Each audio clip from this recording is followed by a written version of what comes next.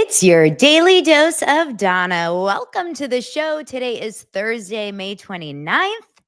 How is everyone doing? We have quite a day ahead of us. Get ready. If you feel like getting triggered, that's the word of the day. Is there another word for triggered? Can we come up with activated? Can activated be our word of the day? Hoo-wee. Do we got a show for you? Just you wait. That's so Hamilton of me. Just you wait.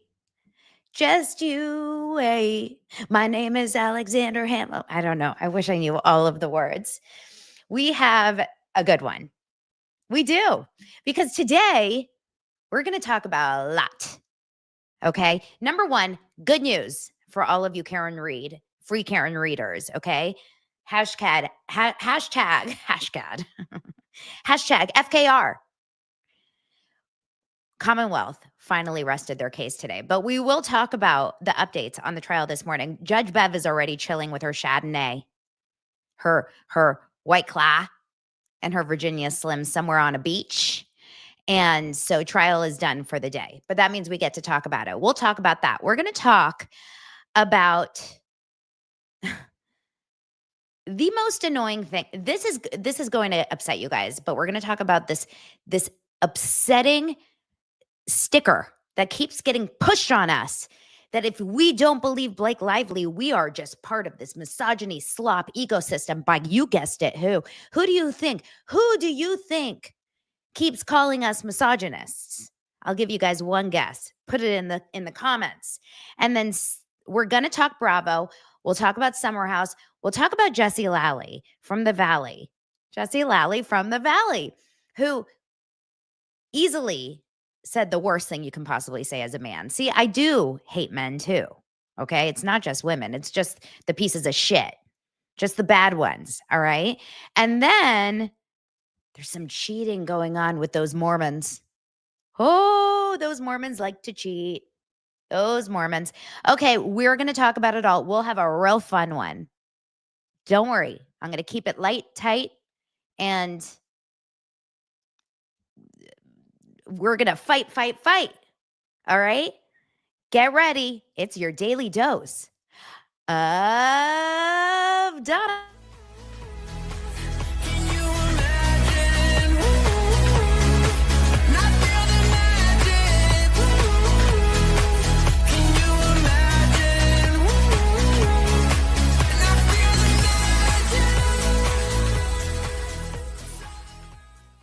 You guys dancing with me? Are you sprinkling? You sprinkling? Oh my gosh. If you come to Dosers Live, can we do a group sprinkler? And then we'll do the shopping cart. Do you guys remember the shopping cart? And then we'll do this thing. I don't even know what that's called. Where you just, you close your nose and you go underwater. All of that. Where do we start today? Should we start hating on men or women? Which one? JK. Oh, Lordy. I really choose. I don't want to wake up and choose violence. It just comes to me. Okay, let me first start here. I'll start small. Okay, we're going to start small. I'll show you guys the Jessie Lally clip just for, Anne-Marie over here in the comments, because I know she has a crush on him. Listen, if you're a woman and you've ever had a baby, whether that be vaginally, I don't say naturally or normally, because a lot of people make that mistake. They say, whether you have a baby normally or C-section. I don't like that. I had 2 C-sections. It wasn't by choice. Okay. My little body couldn't dilate. I couldn't help it. Okay. This was not a choice. I wish I could have a baby vaginally. See, I wanted to say naturally too, vaginally, but unfortunately, do you like how I'm talking about vaginas in the first 5 minutes of my freaking podcast? See, women's rights, women's empowering women everywhere. We love women here. Okay. We're very women friendly, but Jessie Lally's not. Why? Because Jessie Lally was on Not Skinny But Not Fat podcast. You know, Not Skinny But Not Fat. This is not a dig on her, but she's just the one that really, really, really loves Ryan Reynolds and Blake Lively. I mean, I don't know anymore because since Taylor Swift was extorted, she pulled Ryan Reynolds from her, pinned podcast, her pinned post from her Instagram. But she did put Jessie Lally on her show over the week. He's a guest on her show this week. And Jesse Lally from the Valley, is known to be kind of a piece of shit. Okay, I guess that's like a nice way to say it. And so what he did was he talked about many things. I guess I haven't listened to the show yet, but I just saw this little clip. I thought you guys would enjoy this. So what he said was he was talking about the birth of his child with his now ex-wife, Michelle. Now, he and Michelle have a really, really tough relationship. Remember, she's the one that says, "You're a disaster, a disaster." But she allegedly cheated on him multiple times. They didn't have a good relationship. I don't think they were having sex. I don't think they were good. Okay, so this is not like she was a great, great wife and he was a horrible husband. Only I think it was bad all around. But this is what he says to Amanda, the host, about childbirth. I don't know if it's this one or this one. I'm going to guess it's this one because there's more. Well, I don't know. Let's look at this one first. Yes, it's this one. Okay.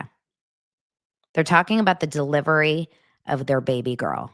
Isabella. She said you were very controlling in the delivery room. You didn't want her to have an epidural, didn't want her to have a C-section. You want her to do it natural. So I had brought up home birth, natural birth, and Michelle was like, absolutely not. But we had conversations about it. Why was it important to you? I didn't want the baby to come into a world full of drugs, in a stressful environment, like all these things that you read about and you hear about, whether they were true or not, it's what I believed in my head. The epidural thing, I just asked about it. Does it go into the bloodstream, this and that? And they're like, no, it's in the lower back or whatever. Then when she was stalled at 7.5, we started having the Pitocin conversation. Do you think Michelle felt like it was more your decision than hers? Like, you should make it together, but it is her body. And I wouldn't want anyone making that decision for me. Yeah, 100%. I took control because in that moment, I felt like that was my job to make the decisions. I was hoping that it would be natural-ish, right? Yeah. Like she would go into labor. It would take 4 or 5 hours. She would push and the baby would come out. You fucking try to push without an epidural, Jessie. The delivery of Isabella.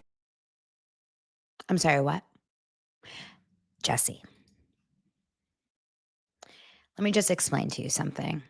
I am not speaking for all women. Every woman has their own birth experience. Those women that are able to do it without drugs, mwah, power to you. That ain't me. And I have a high pain tolerance, okay? I lasted about 1 hour in between contractions starting and my epidural kicking in. And let me just tell you, I was ready to kill a bitch, okay? I was not okay.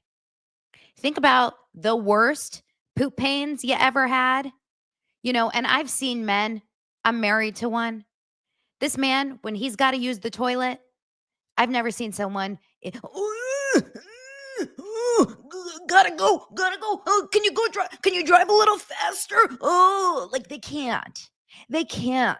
Jessie would die. That little body of his would explode. It would explode into 475 pieces. Okay. He can't even go 1 hour without a swig of the champagne. This man has no right. He has no right to tell a woman. No man has the right to tell a woman, I'm going to take control. What is this? Are we, no offense to the Amish, but are we Amish? Isn't that what they do in the Amish world or in like the Duggar world? I'm going to take control. I'm the man. I'm going to take control over this birth. Yeah, no, this doesn't fly. This is a woman, a self-made woman in Los Angeles in the 2020s. We're good. Jessie, you're a disaster. A disaster. Bye. Bye. Let's move on to misogyny. Huh? Onto the stupid misogyny myth. And I've got a bone to pick with someone who disgusts me more than anyone online, I think. Honestly. Honestly, maybe more than anyone online. All right? It's a woman who, of course, it's a woman, right? Because wouldn't it be? There is a woman on this platform called YouTube, Instagram, probably Threads, actually, definitely Threads, everywhere else. She loves to empower someone like Blake Lively. She loves to empower people like Hamas. Someone pick it for me. She's the one. She's someone out there, like she just loves, like she cheers for murderers. She's one of those. Her name is Taylor Lorenz. Okay, Taylor Lorenz is. I've got a bone to pick with this one for so many reasons.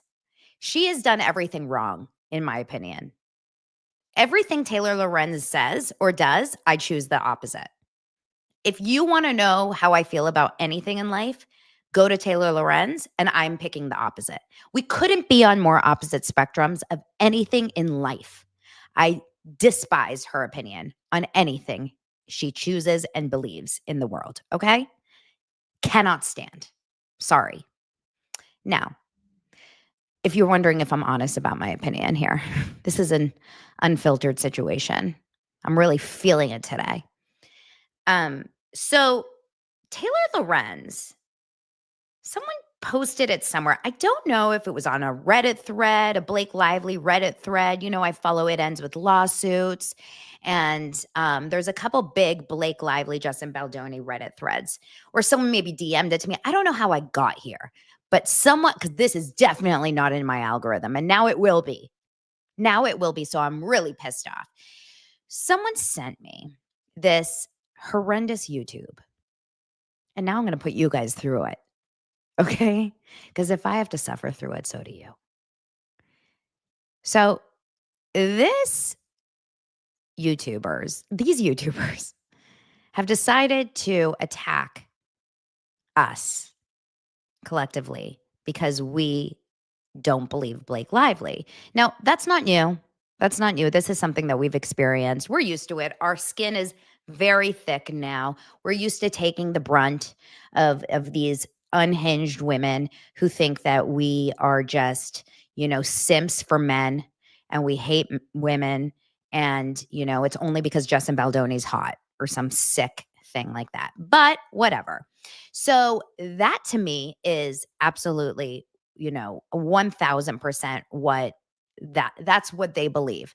But what she decides to go, they do an entire video, these women, and I don't know who these women are other than Taylor Lorenz. I have absolutely no idea who they are. But let's watch just a little bit of this video so I can give you guys an idea of kind of the vibe. Hold. I'm going to pull it up for you. I'm not going to make you guys watch a lot of it, but I do have a couple moments of it where I am going to, let me pull it up here on this computer. There we go. Okay. It's called The Blake Lively Situation is Deeper Than You Think. It's by creators called Olay and Chill. It's featuring, of course, Taylor Lorenz, Cat 10 Barge, I believe is this one, this first one here on the left, and the one in the middle, her username is Renati. So Olay is her name. So there's Olay, and then I think the other one is Cat. So I believe I'm saying them right. There's a few different moments here in the comments, which I mean in the video, which I think should be, watched. They're talking about the Blake Lively situation. Of course, it completely derails and goes way into incredibly political conversation. Just it completely takes over into politics. So I'm not going to make you guys watch that. But it's in chapters. So the first thing, it says introduction to the Blake Lively and Justin Baldoni situation. I don't need you guys. The next chapter is the Amber Heard case as a blueprint for misogyny. I'm not going to put you through that. The next one is the dynamics of the It Ends With Us movie. Then it goes into gendered criticism and misogyny in Hollywood. I'll give you guys just like a little moment of it, but I'm going to really take you guys to a specific section in a second here. This whole thing has been so gendered and so misogynistic because it's like characterizations that straight up would never be able to apply to men. Things like calling her a mean girl, which is obviously a very gendered way to characterize someone and is also very infantilizing She's a girl. and very like, oh, she needs to be call her a put in mean her place. person. And then also she's being like policed and penalized for being ambitious and for having a role that's a leadership role on a movie set and for being seen as like taking what Justin Baldoni deserved as that felt kind of similar to how they were talking about Olivia Wilde when there was that one movie. Yes. That feels Don't Worry, similar. Darling. Yes, that felt similar to me, like a contrived, very internet. We hate this lady, and it was ridiculous to me. Also, disclaimer. Don't you guys know that you're just not allowed to talk about women in a negative way? I guess never be allowed to talk about women in a negative way. I guess, according to these women, or else it's gendered. It's misogyny. According to these women, you're never allowed to talk badly about women. Okay, we're going to keep going. Just wait, because we're going to come into something that I believe is totally false. Her sister is my girl, so I know it's. I love that. It's not just that people were mean to her online.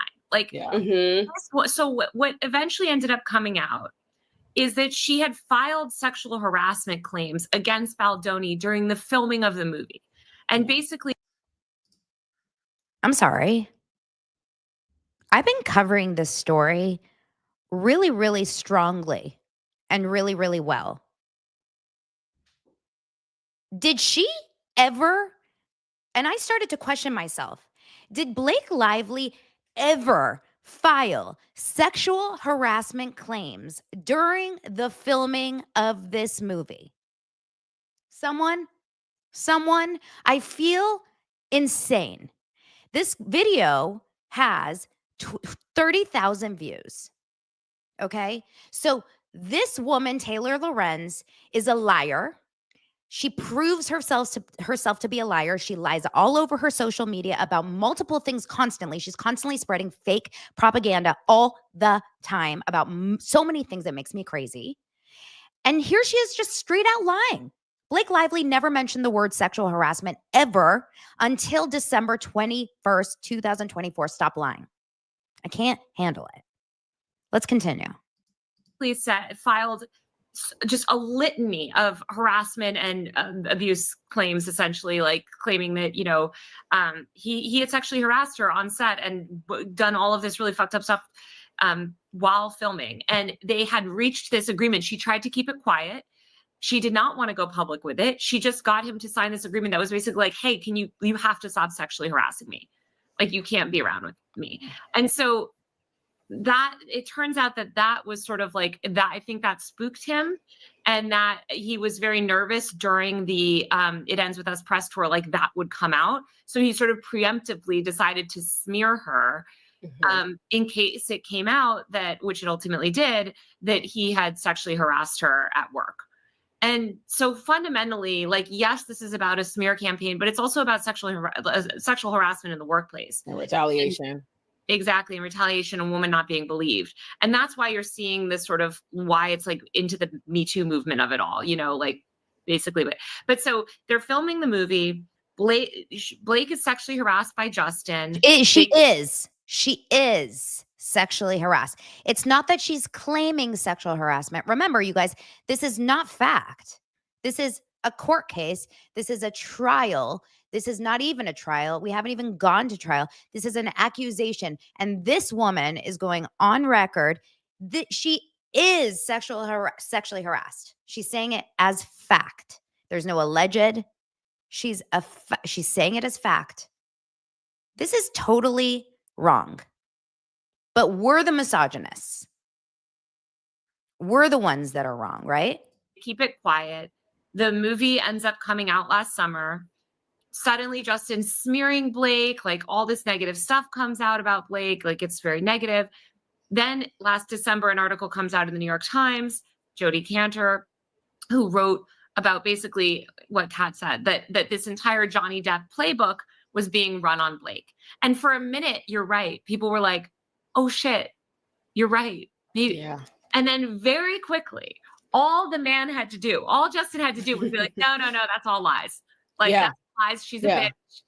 And it's lies, so don't believe her. She fucking sucks. And like, and employ also this new media strategy where he's gotten all these YouTubers and content creators on board.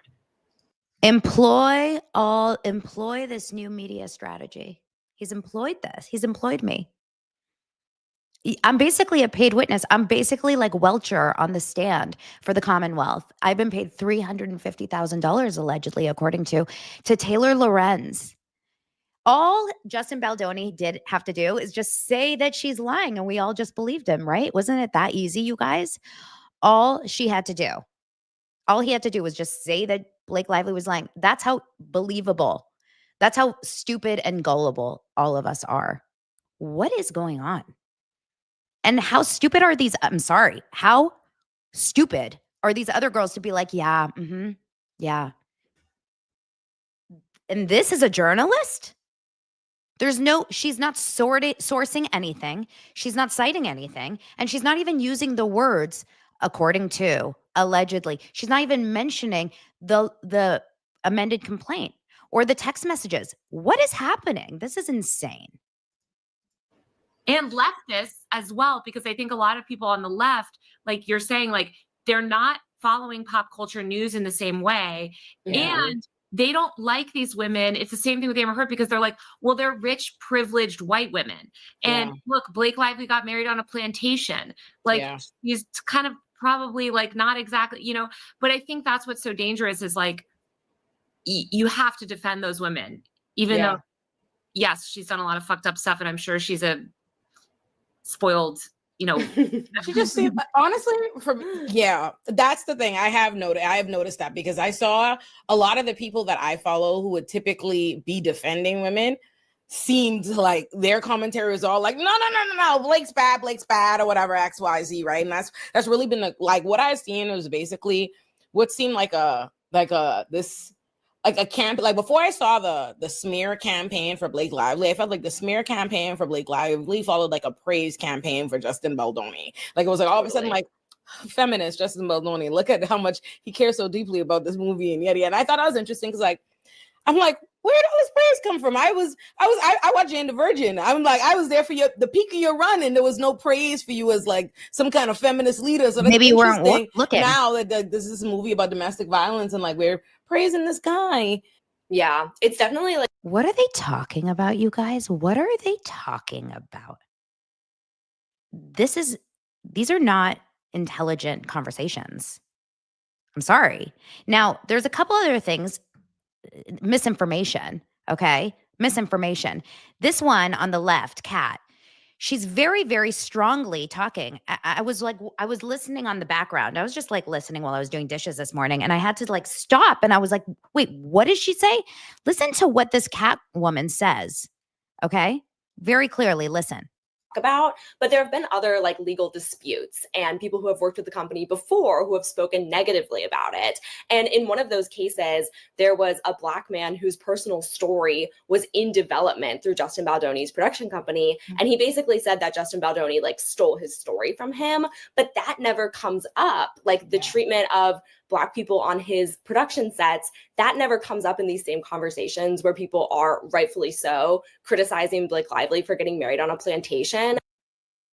She's talking about a man named Travis Flores who sued Justin Baldoni and Wayfarer in 2022 because of the use of a movie that he claimed the script was the same, a movie about cystic fibrosis. Travis Flores is not Black. Travis Flores is Latino. Do your research. What the fuck is happening? She's just spouting. They're just saying wrong things. He's not Black. What is happening here? So she just throws it out there that he stole a Black man's movie. Like, no big deal. And no one in the room is correcting her. No one knows. Meanwhile, Travis Flores has passed. So he's no longer, and that suit was dropped, by the way. This is insane. I felt insane listening to this. And there's one other moment, which is important because I wanted to move on to something else. They bring up the Taylor Swift. And something else happens in this in this little part that I felt very, very triggered by. And I need you guys to have a moment to watch Taylor, I was going to say Taylor Swift, Taylor Lorenz, because she does something that I think is so sacrilege during a live video podcast interview. She's eating during the interview. Please watch. Person had reached out to him and claimed that Blake Lively's lawyers had essentially threatened Taylor Swift's lawyers and asked Taylor Swift to put out a statement of support for Blake Lively, and that if she didn't, Blake Lively would leak like 10 years of text messages between her and Taylor Swift. And there's no evidence of any of this. No, there's no evidence. No evidence of any of this. It's coming from a lawyer that is constantly stretching the truth, and it's a single anonymous source, and absolutely no one in Taylor's camp has confirmed it, and actually they've said, what are you talking about? And it also didn't even happen because Taylor Swift never put out a statement of support for Blake Lively, and no text messages were leaked. So it's like this incident that was entered onto the docket just to immediately discount the credibility, like not allow anybody to Exactly. And like right away, within 24 hours, which is pretty quick for Right the away. judicial system, the judge bye and get out of my face. I'm sorry, you're coming on here. Now, I would show you an entire other section where Taylor Lorenz literally says the YouTubers who are praising Justin Baldoni, and by that she means me, people like me, not just me, but people like me, are doing women a disservice. We're misogyny sloppers or some shit, which is just like, should I put a sign back here? You know, Zach Peter and like other YouTubers have like, you know, Zach is like, no filter with Zach Peter and like the lawyer, and like all these big YouTubers have their show names behind them. Should I do like misogyny slop with Donna Bowling? That's what I should do, right? Micah says, God, way to make it all about yourself, Donna. Yeah, I should do misogyny slop, narcissist, Donna Bowling, hates women, believes men only. That's what I should. I should do that. I think I will. I can't read that one out loud. So if you guys want to know what my YouTube dosers say, come on over to YouTube and subscribe while you're here. Now, I will tell you that luckily the majority of people have better brains than those three. The Three Witches of Eastwick. It was wild to watch that. Because at least if you're going to debate the story, know the facts. Because it's really unfortunate that you're going to sit here and just attack people that are really just trying to follow the story. And you're throwing things out there that are completely not true. I did see another article this morning on Slate, which is, I don't even know. Do you guys read Slate at all? I have never read Slate regularly. Not true. Whoa. I did see another. My YouTube is open on my laptop. That was so weird. I heard myself yell at me. My voice is quite annoying. Sorry, guys. I'll stop talking. Slate is a website that I don't, or like a publication, a magazine or whatever. I don't read it. So I don't know what kind of I don't know if it's more of like a left or right or what kind of a, publication. How old am I sounding? Publication it is. But they did have an article today called "The Latest Taylor Swift News is Ominous for Blake Lively." And it says, unfortunately, you should care a little bit. So the article says, essentially it says, Taylor Swift is no stranger to the friend breakup. Officially, the Swift chapter of the case is over for now, at least. And it says that, the subpoena is withdrawn, but where does that leave Lively and Swift? And this person says, I'm worried, and not just for nosy reasons. A fracture could be an ominous sign in Lively's quest to win the public narrative, with further reaching consequences as well. I'll attempt to summarize what's going on, et cetera, et cetera. We know, I did get yelled at one day in my comments recently saying, Donna, you're saying et cetera wrong. You say et cetera. It's et cetera.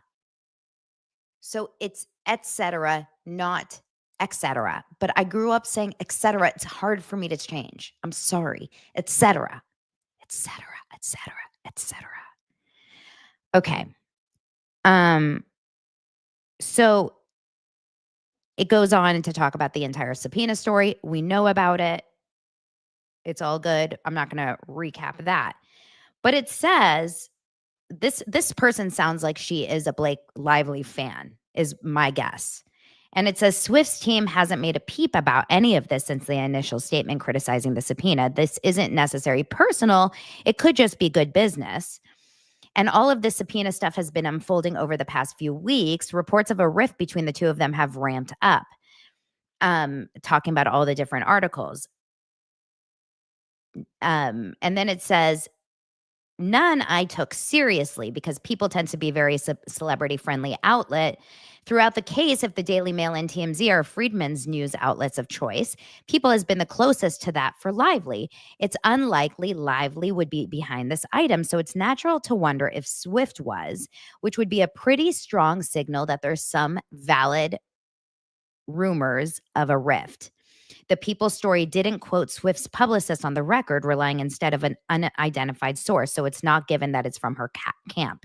Swift is in a tricky place and has been since all of this started. She almost has certainly been aware all along that Baldoni's side would be eager to try to shoehorn her into the lawsuit. Has Swift actually taken a side? And it says that it is totally possible that Swift is doing the prudent thing and publicly distancing herself. When it comes to Swift, people are good at reading into what's not there.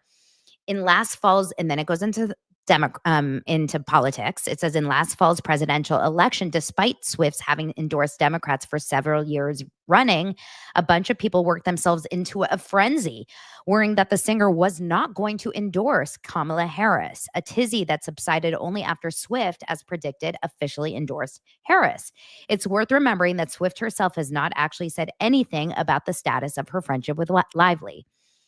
Indeed, I usually advocate for not putting much stock in the endless chatter about Swift's friendships. I don't take Swift's being seen in public with Brittany Mahomes, for example, as an indication that the singer approves of Mahomes' purportedly conservative political leanings.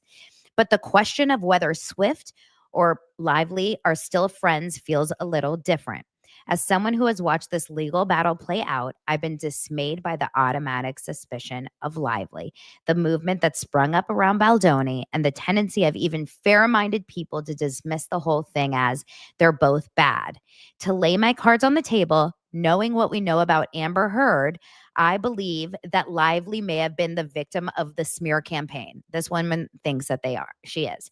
I don't want the grim Baldoni cheerleaders to have the satisfaction of Swift kicking Lively to the curb, because some of them will interpret it as validation of the narrative that Lively is a liar and a master manipulator. And we've seen all the insidious late Me Too directions this plays out. That's why, as silly as it might seem for me to be invested in this, Swift has supported women who are victims of sexual misconduct. And she won a sexual assault suit of her own in 2017. She knows what it's like to become a media punching bag. If Lively was indeed sexually harassed and retaliated against, it's heartbreaking to think her attempt to call it out is isolating her. Still, I've caught myself wondering, now she's Carrie Bradshaw. I've caught myself wondering if Swift no longer wants to align herself with a woman she until recently considered a confidant. Maybe there's something I've been missing in how I've been looking at the case. There's also the completely plausible scenario that Lively is a crummy friend who name dropped Swift one too many times and was someone who was victimized on the set of her movie. I disagree with that. I think that there's something she's missing in the case. But the point is that this Blake Lively supporter is finally opening her eyes to the fact that maybe Blake Lively has been lying. And that's what those 3 women on video are not able to open their eyes to see. That's what I think. All right, let's move on to another story. Ooh, this is a good one, Khaleesi. She says she blackmailed her. That's good. She blackmailed her. All right, on to the next story. Oh, this is good. So now they're questioning Blake because Taylor doesn't defend her, but we're misogynistic. Huh. Also, just speaking, and then we'll move on, but there's a lot of other women that were very much hurt in this case. Jennifer Abel, a woman. Melissa Nathan, a woman. There's a lot of women that were affected in this case, not just Blake Lively. Sorry. Okay. Guys, today is a good day. Hallelujah. Da, da, da. All right. Karen Reed. The Commonwealth has finally rested their case. Isn't that exciting? That means we are finally moving on to defense. That means that as of tomorrow, of course, just like Bev wants to do, she likes to call it a day. Okay, calling it a day. Goodbye. Going home because I have to figure out how in the world we're going to get Karen Reed to be proved guilty in a case that we have no proof. But today, the Commonwealth rested their case, and they have zero proof that Karen Reed hit John O'Keefe with that car. I don't care what you guys say. Let me tell you one thing. Let me tell you something about my family. Okay, let me tell you one thing. Yesterday, so many things happened. I want to show you one Instagram reel that Brandy Churchwell posted. I have so much I want to talk about. Okay, Brandy Churchwell is the host of the 13th Juror podcast. Is that what it's called? It is, right? The 13th Juror podcast. She posted something and she says that this is the single most important part of Welcher. He was the final witness in the Commonwealth side. He was the head of the CEO of Aperture. He was the accident reconstructionist, the guy that was really annoying that we watched yesterday on Cross. He was the guy that was he was very difficult for Alessi to ask questions, but he said one really important thing that Brandy picked up on cross-examination. I want you guys to hear it, and then I'm going to explain something else that I noticed that I think is really important to pick up on. I had a lot of people asking me about yesterday's testimonies. I'm going to tell you the one most important part of the cross-examination in one clip. You could have done other tests where the vehicle was going at 20 miles per hour if you used a crash test dummy, correct? You could have done that. If you use the right crash test dummy, and then to set up the test, because generally you only get 1 or 2 shots at it, because you damage the car, you have to know everything about the parameters. And so again, pedestrian impacts are so very sensitive to initial angles.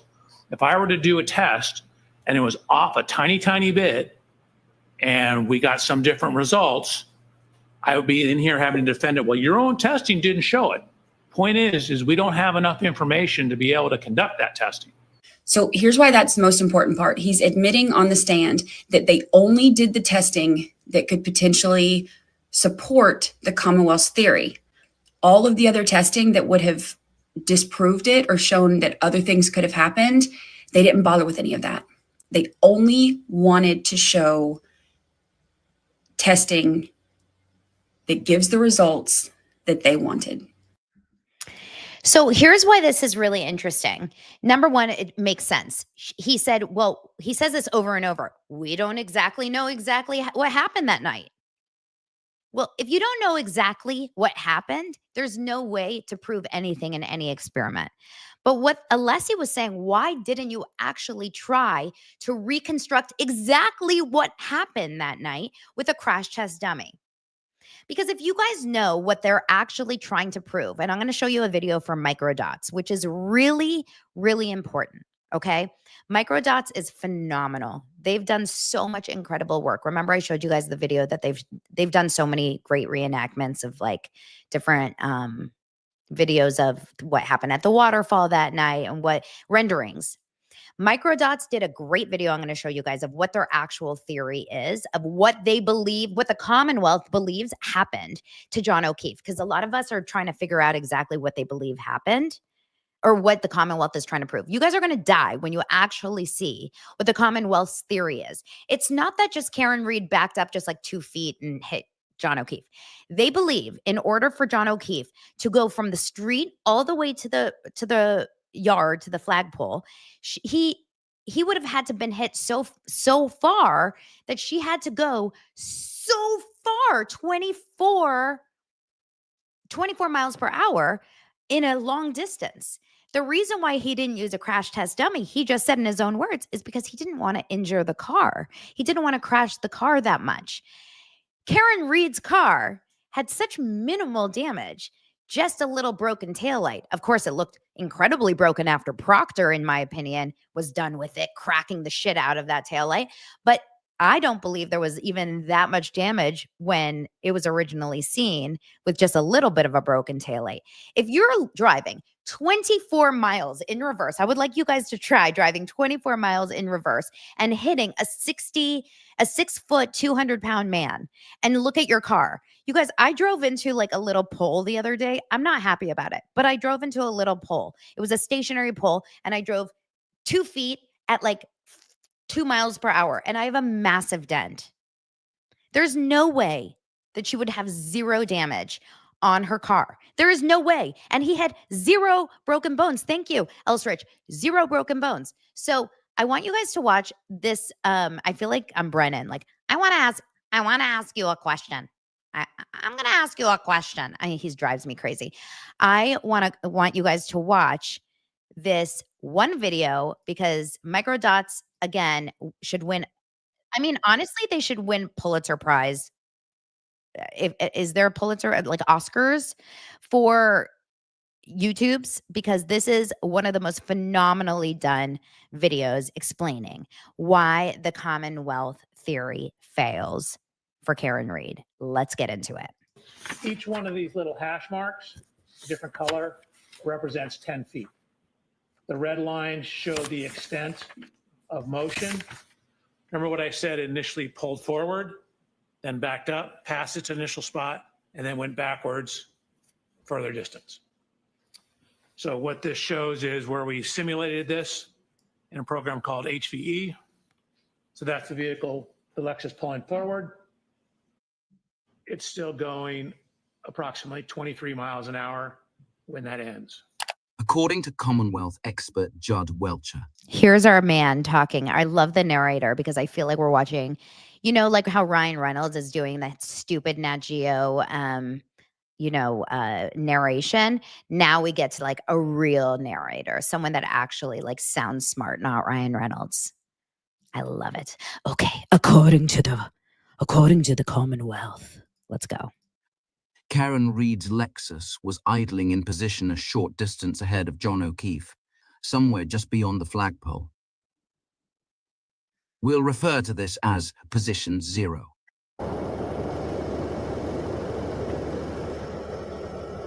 He claims she drove forward 34 feet and stopped at position 1.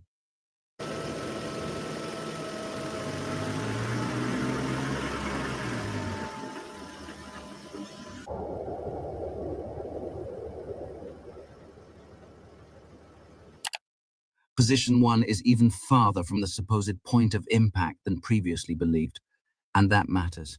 More distance means more time for John to react. They'd have you believe he was just standing still, willingly making himself a perfect target, so Karen could attempt a 1 in a million shot and actually make it. Fairview Road is typically quiet, with little traffic and minimal ambient noise. In those conditions, the sound of an approaching vehicle speeding towards you wouldn't just be audible, it would be alarming.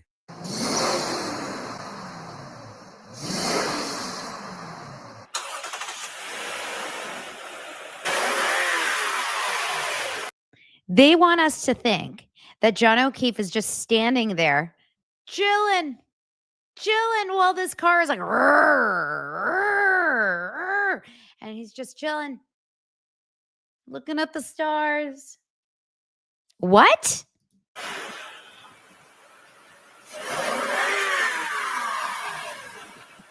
Welcher asserts that Karen pressed her foot down on the gas pedal, applying 75% of its full range, and accelerated toward John, reaching a speed of nearly 24 miles per hour, traveling a distance of well over 87 feet, turning the street into a slippery racing strip, striking his bent arm, causing the mismatched wounds, and projecting his body through the air, or in some other way, to its ultimate resting place just below the flagpole. The Commonwealth mostly glazed over this aspect of the collision, likely because it's the most unbelievable part of their theory. They provided no scientific evidence explaining how a taillight could produce the specific pattern of abrasions on John's right arm, how he sustained no broken bones or significant bruising, or how he managed to lock his phone after being incapacitated under this scenario. Another problem is that Ryan Nagel drove by just moments before and didn't see John inside or outside the SUV. I was making sure my sister got in the house okay. Specifically testifying that Karen was alone.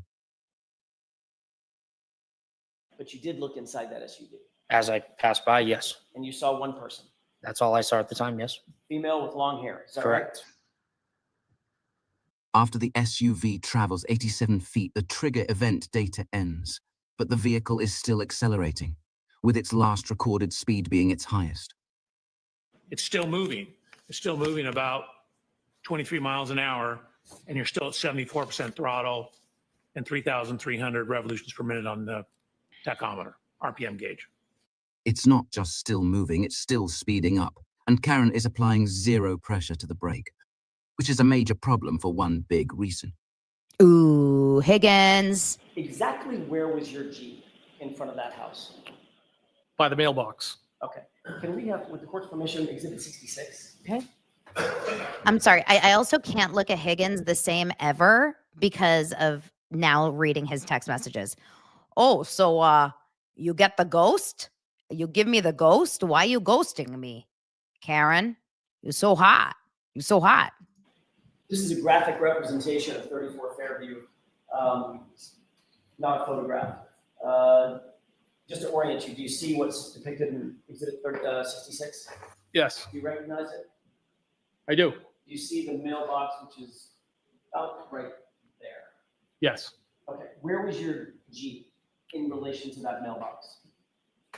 So the back end of the Jeep, the rear, would have been about around equal with the mailbox, and I was not blocking the driveway. Okay, so you would have been about there, correct?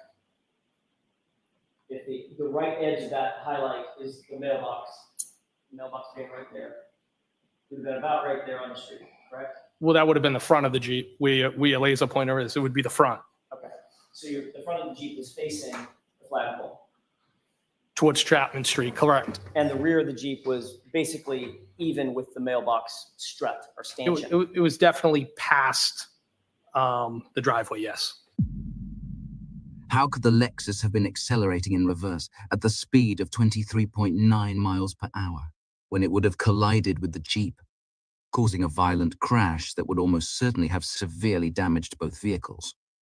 So when you were talking about the vehicles that you saw in front in some painstaking detail, talking about the black SUV and Ryan Nagel's truck, you just left out the Jeep because nobody asked you about it. This is what happens when you build a theory liar. on bad data and invented narratives.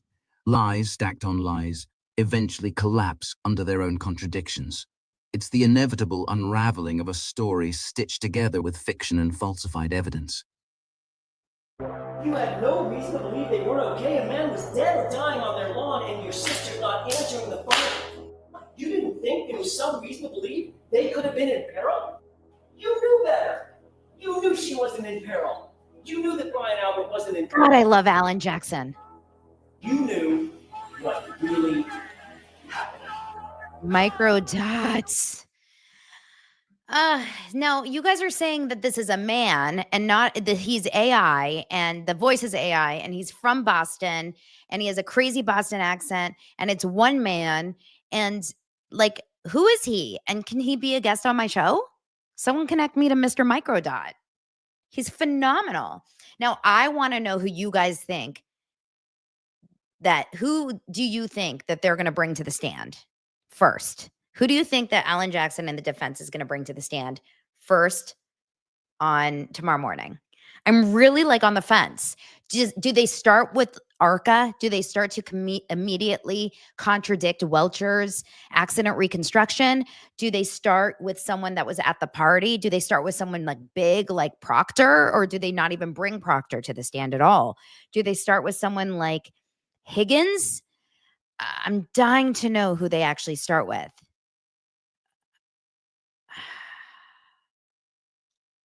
Karen already told the press who's going first? Tanya? Tanya says Karen already said. Who? DeSogra? Who's DeSogra? Who's DeSogra?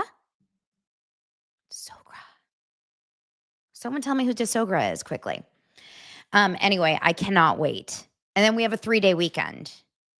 So you have to be very smart about putting someone in right before the weekend.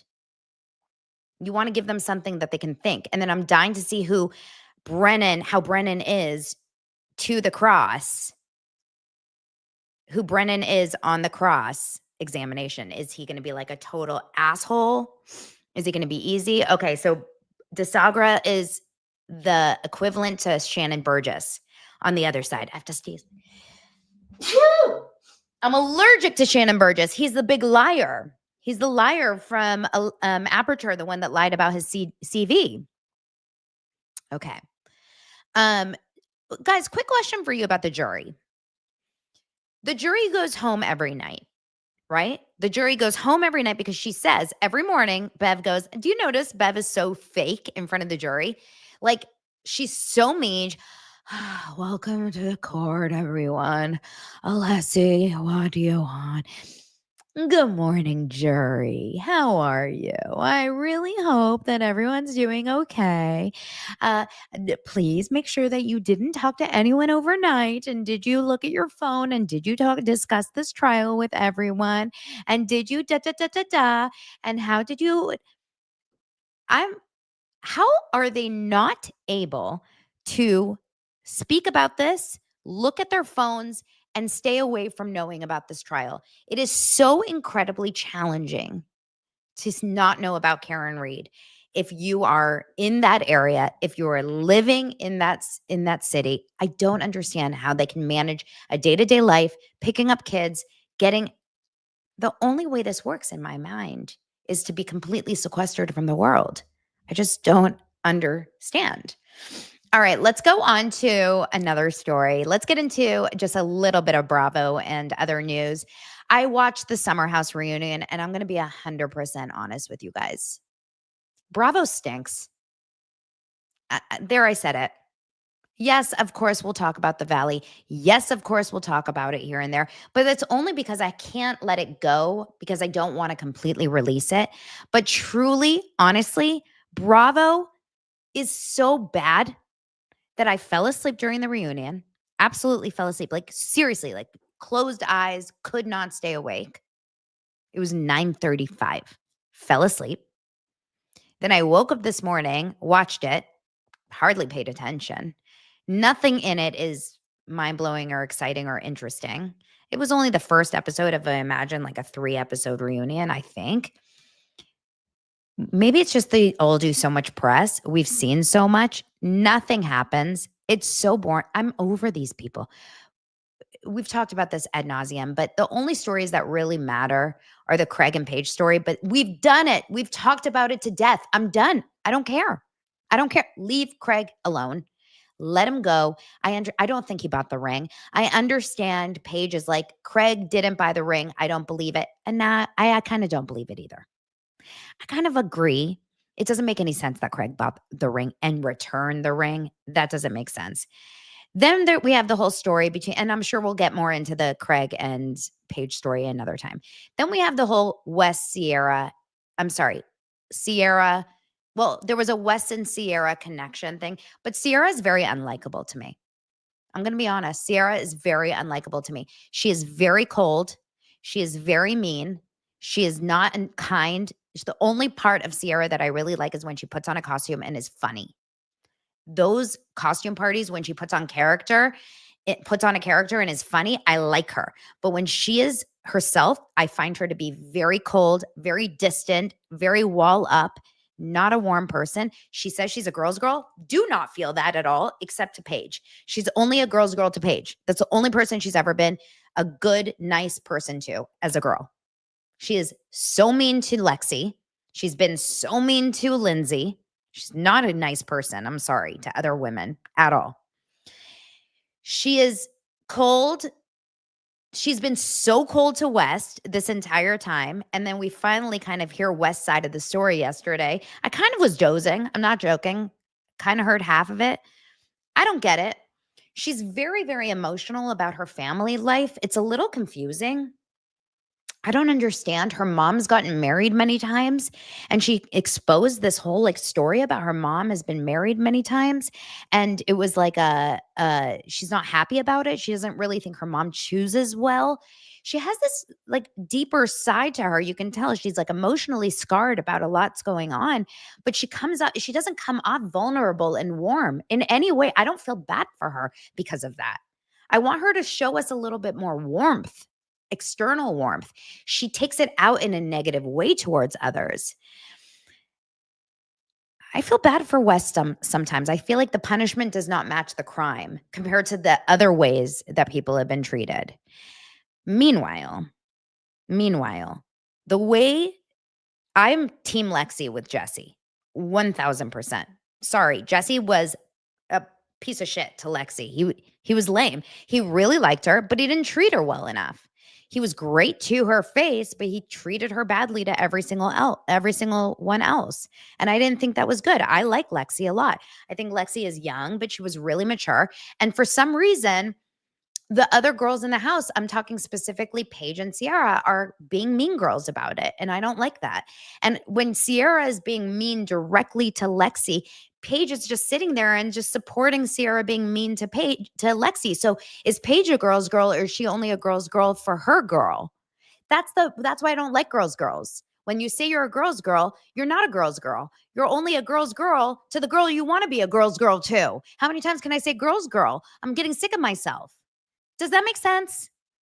Saying you're a girl's girl is not true. You're only a girl's girl to the people you like.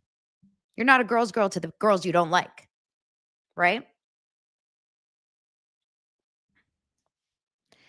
I feel like Lexi is not even mad at Sierra. She's mad at Jesse, but she's explaining that Jesse made her not trust Sierra, and Sierra is getting mad at her for it. But Sierra should say, I get it. If I were Sierra, I would say, I get it. If Sierra was Lexi and Jesse was Wes last season, she would hate the other girl. And she's not in any way putting herself in Lexi's shoes. It's just like a jealous girl. It's not fair. It doesn't mean she's not being very fair. Gabby is completely pointless on the show. I like Gabby a lot, but she's completely pointless on the show. I just want to watch Lindsay. Here's the truth. I just want to watch Lindsay. I still don't understand why Amanda's in the first spot. Why is Amanda there? At the beginning of the show, Andy Cohen says, Amanda, you went from being Kyle's girlfriend to being in the first space. But why? Unless something happens later, why? There's no reason Amanda should be first seat.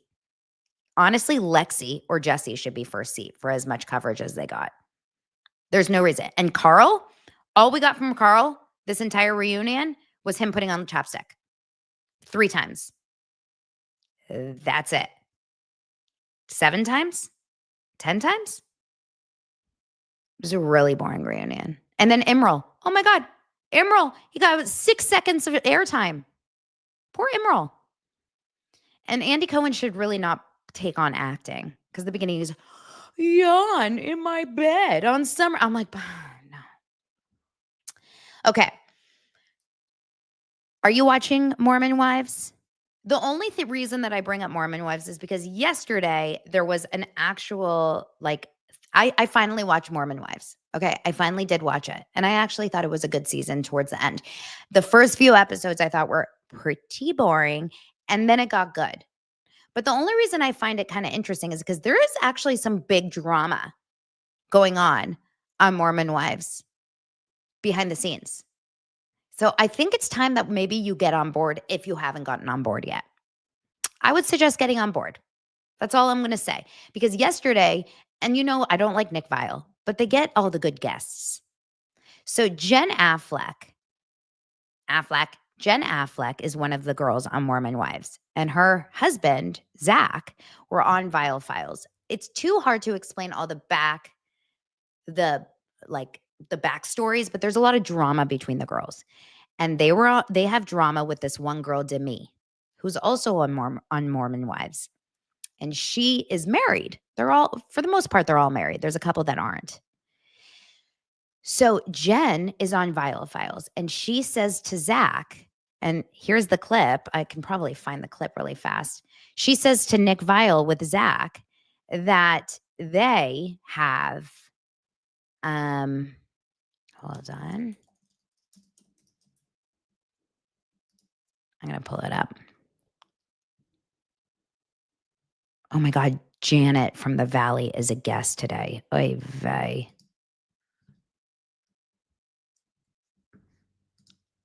Is this the clip? Oh, maybe they don't have the clip out, do they? Maybe it's just somewhere else. Okay, I'm not going to deep dive for it now. But they say on the show that Demi, one of the married girls, was totally cheating on her husband with Marciano, who's one of the waiters from Vanderpump Villa. I still can't believe or trust if this is not just a Hulu way for us to watch Vanderpump Villa. I can't decide. You guys tell me if it's true or not. I can't decide if this is just a way for us to get into another show that none of us are watching, because none of us are watching Vanderpump Villa, right? Tell me in the comments if you are watching it. But I have not watched Vanderpump Villa at all, season 2. So allegedly, 2 of these girls now, one of them is Jessie and one of them is Demi, are both hooking up or have both cheated on their husbands with this guy Marciano who's on Vanderpump Villa. And apparently this is just a thing that happens in Mormon culture, even though both of them are denying it and both the husbands are saying it didn't happen. But this is something that's just happening. I'm sorry, what?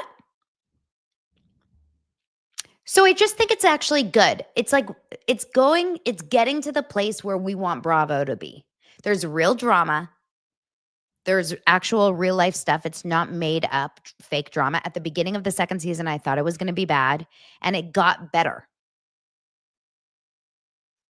So here's where I am in terms of my reality TV. I will watch Secret Lives of Mormon Wives. I will continue to watch Summerhouse just because I can't quit you, I will continue to watch The Valley. I don't think I can ever do Bravo Next Gen. I think that's way below my age range. I can't watch Gia and Brooks Marks unless someone here tells me it's so good I have to. I just don't think I can do it, you guys. I feel like they're zygotes compared to my, perimenopause self. What else can I watch? Reality. Oh, Lance just worked on a show called Sneaky Links on Netflix, so he keeps telling me to watch it. Have you guys watched it? It's a new show out on Sneaky Links. On Netflix, and it's cute or it's good. So it's a new dating show. Let me know if you guys watch it. Love Hotel. I need to watch it. Everyone says it's really cute. I should catch up on that. And that's it. I'm really big into scripted shows and trials right now. I've become a true crimer. What can I say? And that's that. That's it for today, you guys. Anyway, thank you for subscribing. Thank you for being here. And I love you. Oh, yeah. Lance just got back this week from Bachelor in Paradise. So Hopefully when that starts airing, I'll get him over here to recap. We'll watch that for him. Okay, you guys, I'll talk to you later. See you guys soon. Bye.